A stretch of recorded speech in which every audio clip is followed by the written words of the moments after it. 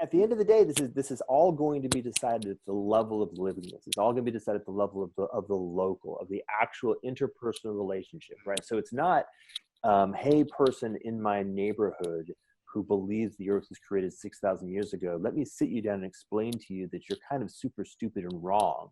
Yep. Let me actually do this. Just throw that stuff to the side. There's a flood.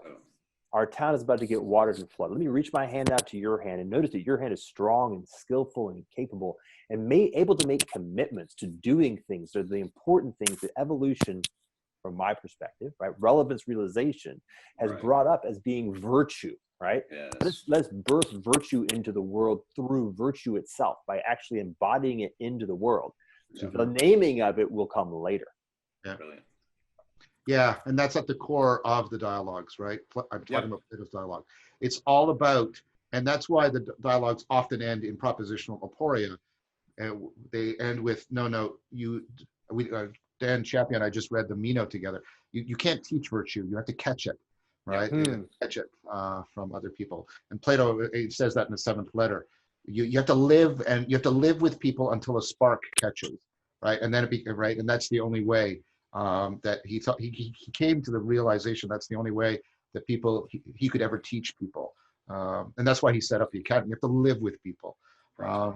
So I guess then I want to say one piece here, because I think it's my own personal experience, because what I just said could be taken many different ways. So I'd like to make it more precise. Yeah, please. I had a friend once in law school. And it was very interesting because we were at Harvard Law School, right? So it's extremely pretentious and extremely, the church, right? It has a very particular frame.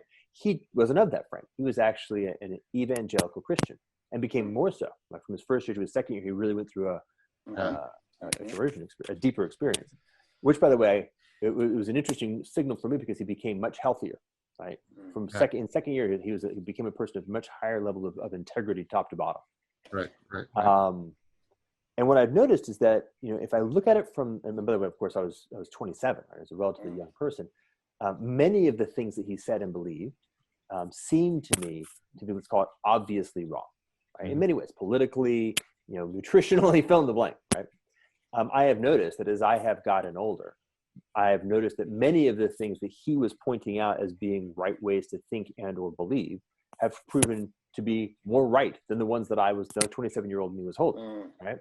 There is a wisdom that precedes language. And as you said, Greg, like it's mostly because I didn't understand what the fuck he was talking about, right? He used the word consciousness and I used the word consciousness, and I'm like, you're completely out of your mind. It turns out we're talking about different stuff.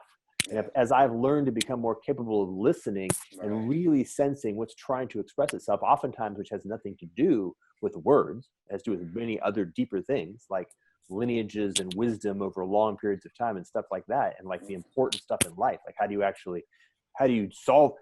really build a religion so that this thing has integrity over diverse experiences and many different iterations of humanity. Totally. I'm like, oh, right. So my grain of salt here is not only, and I'm not saying that there's the person across the river and the flood and the graying of hands and you're a real concrete person.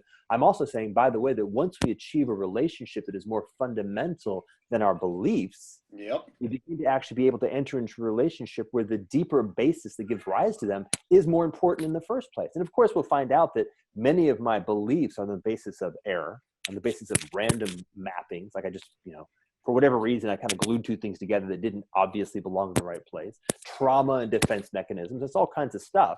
But there's also all kinds of really interesting generativity in that relationship. So that's the point I was trying to make, this to say, hey, there's deeper, more meaning that we form. That's where the rest of the stuff begins to sort itself out. And it can sort itself out if it's founded well. Right.